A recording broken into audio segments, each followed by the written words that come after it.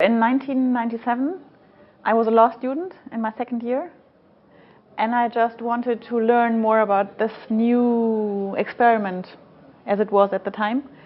And through connections, I got the chance to intern. It was just an internship. I was the first intern in the East London office. They had 4 offices: Cape Town, East London, Durban, and Johannesburg. And I was the first intern in the Eastern Cape region, which was great because I could a little bit choose what I wanted to do. I was doing some research at the University of Fort Hare, where Nelson Mandela studied, where Tutu studied, and I wanted to go and see the hearings. So I went to several hearings. They had 2 different sets of hearings. They had amnesty hearings, and they had human rights violation hearings. And they were totally different. Like Archbishop Tutu, who was the president of the whole Truth Commission, he was presiding the human rights violation hearings. The Amnesty Committee, they had 3 committees: the Human Rights Violation Committee, the Amnesty Committee, and the Reparation Rehabilitation Committee. And the Amnesty Committee were presiding the amnesty hearings, and they were judges and lawyers and priests presiding the Amnesty Committee hearings. And I went to both, and I traveled to Pretoria to go to one very important amnesty hearing where the hearing was about very high-ranking police officers who were working for death squad, and they were committing terrible crimes. And it was very touching to see how in front of the camera everything was public, everything was filmed, everything was reported in the evening news, and they confessed what they had done, because that were the conditions to get amnesty: full disclosure. The act had to be committed between 1960 and 1994, and it had to have a political motive. And when I sat there and saw what happened when people confess, something changed, and it changed my whole perspective of how to be a judge. What I thought was very, very interesting is on the one side, the human rights violation hearings, the victims' hearings, a lot of terrible suffering stories came into the consciousness of the country.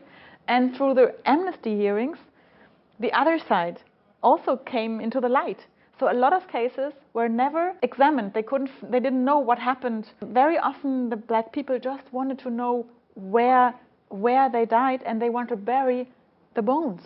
So with the amnesty hearings, the perpetrator said, yes, I've done this, I've killed this person here, and we did whatever we did. So actually they could take the bones, find the bones, and bury them. And very often all they wanted and all they asked from the commission was the money for the tombstone. That was all. And an old woman came in front of the Truth Commission, and she had lost her grandson, who was the breadwinner of the family. Same thing, he just was at the wrong place at the wrong time. Had done nothing. And he got shot. And she said, just that today I'm here and I can tell you my story gives me back my worth as a human being. After that I became a civil law judge. And even in my civil law cases, I talked about the Truth Commission. I just kind of tried to show it's not always so important to get right, to be at the right side. Sometimes it's more useful to say, okay, it's not so important, let's have a settlement, let's meet in the middle. And I just managed to get a lot of settlements in just referring to what I've experienced in South Africa.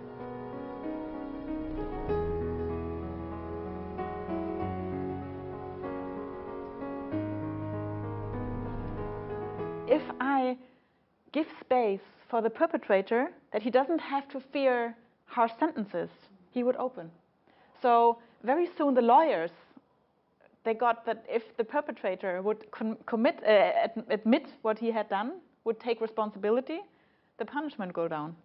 And somehow the prosecutors were behind me. I would always really kind of have everybody integrated into this process. And when the prosecutors, who are usually harsh and want stronger sentences, but when they actually saw in the courtroom what happened, and the victims really could see, they were just kind of growing into their strength again. And the I was really sometimes the prosecutors protected me from my administration, and they kind of said, hey, the field's doing a really good job. And the crime rate went down in my district. After 3 years of me being there, a lot of young people I never saw again. Because I think actually taking full responsibility in front of a judge, sometimes even having the media in the back of the room, takes so much more courage than just sitting there. And then going to prison, serving your sentence, and coming out, you don't change. Very often you get worse because you've been pushed down. But actually taking full responsibility. And I mean, I've been dealing with young people, 14 to 21. And I have to say, I admire my accused.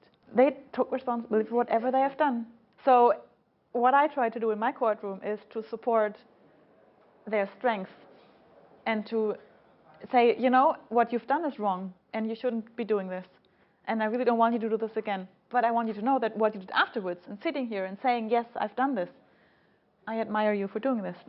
And they were like, wow, a judge is saying something positive about me. And they were growing again as well into their strength in a way. And this gives them the strength to not commit a crime. So we really have to go back to what do we want? Do we want people to stop committing crimes? How do we get there? And everybody thinks prison. No.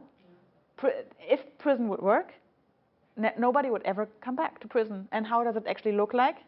People are going back and going back and going back and going back. So, but if you actually support their strength, if you support them in finding a way to deal with emotions, in finding the love that's in every one of us, you can change. You can make a difference. You can change them and stop committing crimes.